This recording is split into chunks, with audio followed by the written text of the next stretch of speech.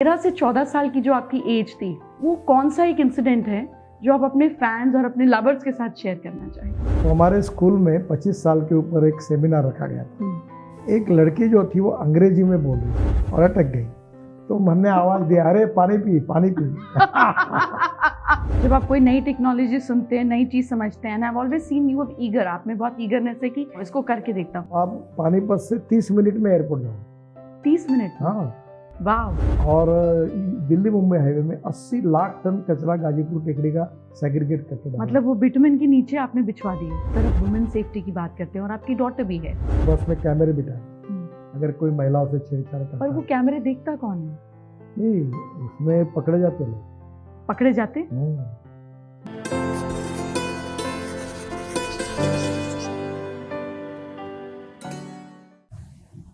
नमस्कार, आपका स्वागत है जाने मन विद जय मदान पर। हम बहुत सारे गेस्ट का मन जानते हैं थ्रू जाने मन, लेकिन आज हम जिनका मन जानेंगे उनका मन सबने देखा है। इतना बड़ा, सिर्फ मन की बात नहीं, विजन, समझ, स्पीच, हर एक इंसान जिससे मैंने जिंदगी में बात की वो इनकी तारीफ करता है।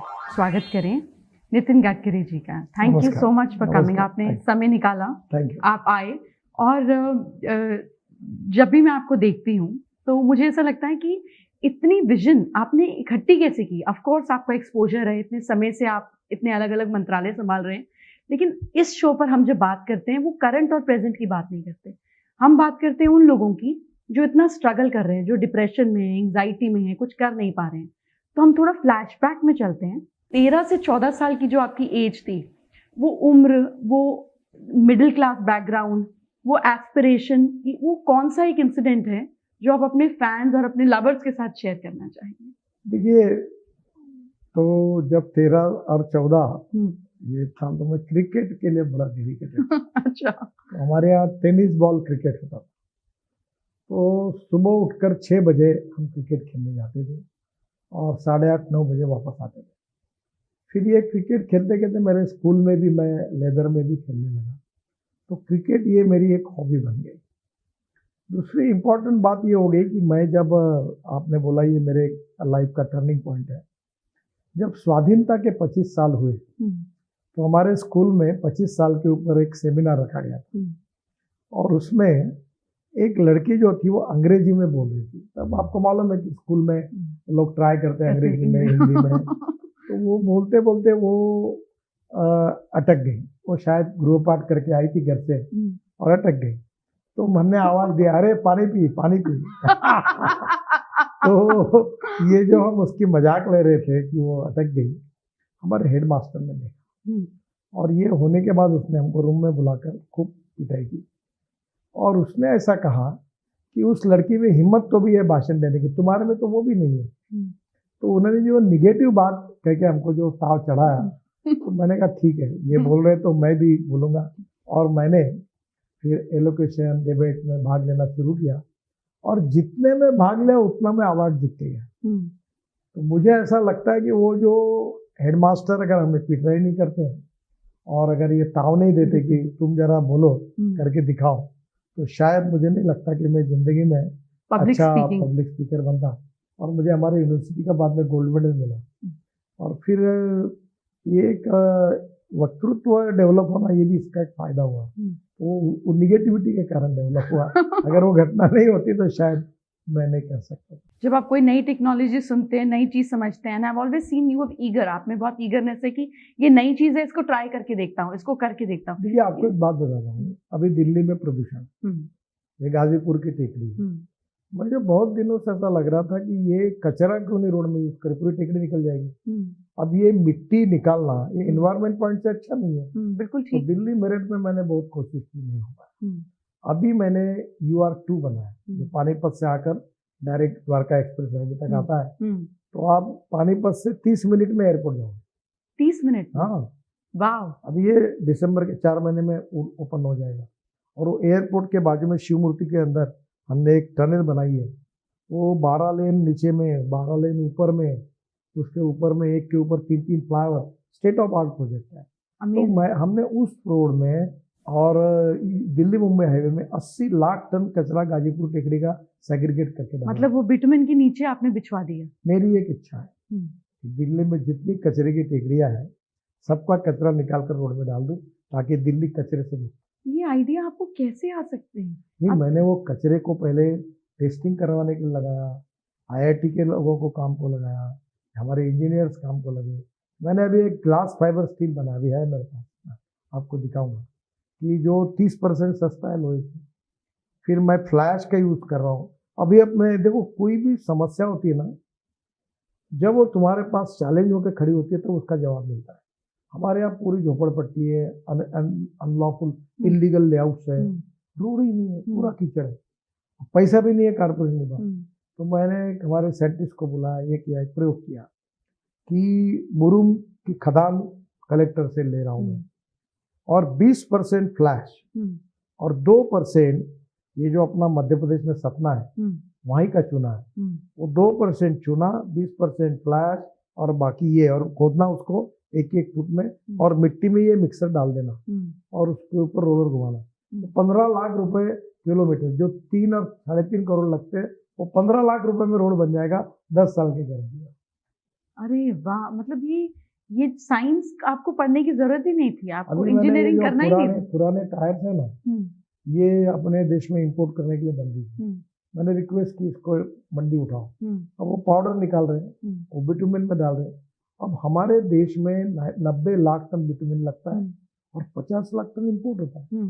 अब 7% प्लास्टिक डालेंगे और 15% रबर डालेंगे, तो उतना हमारा इंपोर्ट कम होगा, रोजगार यहाँ तैयार होगा। तो जब आप टीवी पर ये इंसिडेंट देखते हैं, जैसे कि अभी हमने कैलकाटा में भी देखा हुआ, और हम हर तरफ वुमेन सेफ्टी की बात करते हैं, और आपकी डॉटर भी है, तो जब आपकी डॉटर बड़ी हो रही थी, आप इतने बिजी रहते थे, आपके पास अभी भी फुर्सत नहीं है, तो गर्ल सेफ्टी के लिए आपने बैठकर बिटिया से कभी बात करी, कभी समझाया, कभी कोई डिस्कशन की, कोई वार्तालाप किया?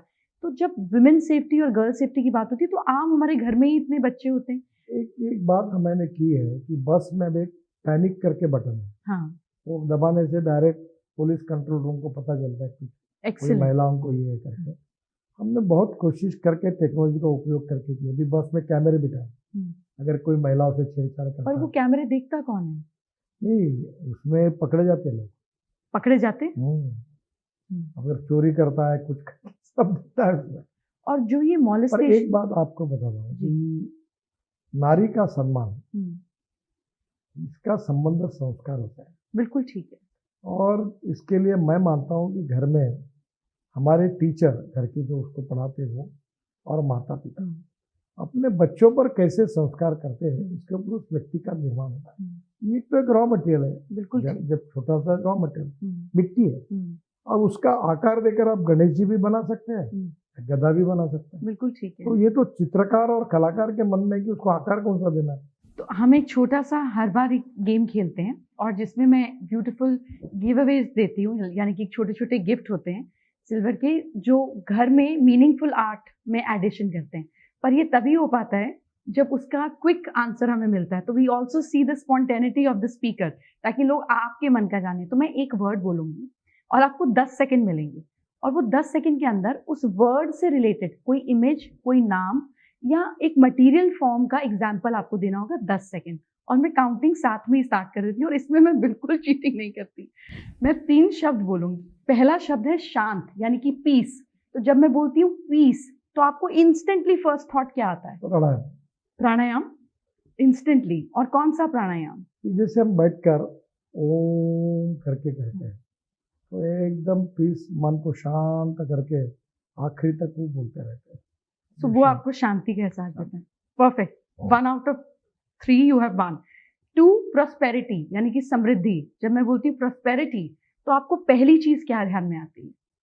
प्रॉस्पेरिटी यानी गरीब आदमी को रोटी, कपड़ा और मकान मिलना चाहिए, और सस्टेनेबल जीवन मिलना चाहिए, एजुकेशन और हेल्थ मिलना चाहिए। ये इतना भी गरीब आदमी को मिलेगा जो समाज का आखिरी व्यक्ति है, जिसके पास रहने के लिए घर नहीं, जिसके पास खाने के लिए रोटी नहीं, शरीर पर कपड़ा नहीं। उस दरिद्र नारायण का लाइफ जब सस्टेनेबल बनेगा, तो मुझे लगता है ये prosperity. Beautiful. And third, power. What does power mean to you? एक चीज जो आपके दिमाग में फ्लैश आती है, जैसे मैं कहती हूँ पावर।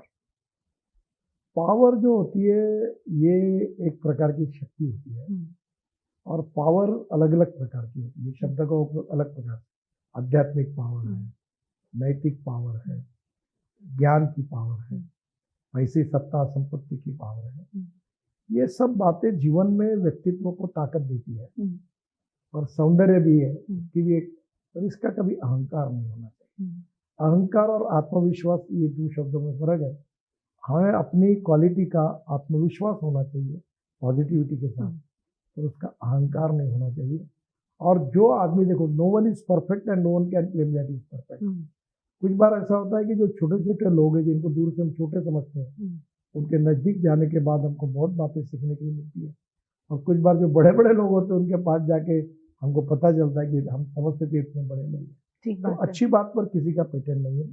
हमने अच्छी गुणों को बढ़ाते हुए अपनी पावर को बढ़ाने की कोशिश पॉजिटिवली करना चाहिए। पर नम्रता, शालीनता और सहजता, सरलता, सहिष्णुता, सौजन्यशीलता, ये हर समय उसमें रहनी चाहिए। जितना व्यक्ति बड़ा, उसमें कम ज़्यादा झुकना चाहिए। रतन टाटा मेरे मित्र, में अक्सर ही उदाहरण बताता हूँ। एक बार वो मेरा एक्सीडेंट हुआ था तो मेरे घर पर आए थे, मलबारिन पर रहता था, तो घर भूल गए, फोन किया, मेरा एक्सीडेंट हुआ, मैं घर पे था। तो मैंने कहा, वो बोले लेकिन मैं तुम्हारा घर मिस करूँ, मिलने दो। तो मैं ड्राइवर को फोन था, ड्राइवर नहीं, मैं खुद था। इतने बड़ा आदमी होने के बाद उनकी नम्रता, शालीनता, अमिताभ बच्चन, कोई भी कितने बार जाते, मैं उनकी बात भूलता नहीं, इतने नम्र है। अडवाणी जी, उनके घर में छोटा बड़ा कोई भी आए, जब निकलता है घर के बाद, उसको छूने के लिए दरवाजे तक बाहर। ब्यूटीफुल। तो आपके ये छोटे छोटे गिफ्ट, ये आपकी पीस बढ़ाने के लिए और आपकी यूथ को कायम रखने के लिए, इस लिटिल गिफ्ट, वैसे किसी की गिफ्ट खोलनी नहीं चाहिए, पर मेरी आदत बड़ी बुरी है, सब कुछ मुझे लगता है कि मुझे ही खोल देना चाहिए। ये आपके बेड साइड पर रखने के लिए, टू वेल पैक्ड। अच्छा, बहुत बढ़िया, थैंक यू। ये बॉटल जो आपको थोड़ा सा पीस और प्रोस्पेरिटी और देगी, और एक और आपके लिए स्पेशल गिफ्ट है for the beautiful answers you gave, आपकी पावर बढ़ाने के लिए। ये देखिए, अच्छा, बहुत बढ़िया। ये आपके लिए मैं माल आई हूँ। ये तो हमारा कुलदेवत है। बिल्कुल, इसीलिए मैंने पूछा। अब मैं नवरात्रि में इसको मेरे घर जाकर मैं पूजा में इसको रखूं। जी, मैं इसीलिए लाई कि more power to you, more thank you, growth to you. Thank you. आपने मुझे बहुत अच्छी गिफ्ट दी, I am very much.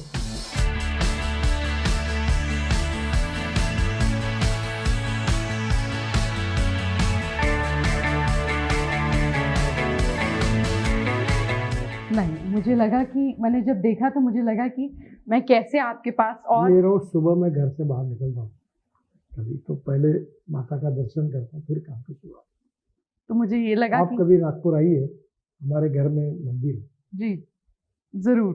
Thank you so much for your time. और आपका मन, आपकी बुद्धि, आपकी सोच, आपके संस्कार, मैं हमेशा सबको कहती हूँ कि सरकार और संस्कार जब साथ चलते हैं तब देश समृद्ध बनता है। I always believe in it कि हम हर चीज़ के लिए बोलते हैं वुमेन सेफ्टी, अरे सरकार कैसे कर सकती है, इतने से हजार लोग, करोड़ों लोगों को कैसे संभालेंगे। And today when you said, you verified कि सरकार और संस्कार साथ चलेगी तभी तो समृद्धि बनेगी। So beautiful views and thank you so much for your time. Thank you.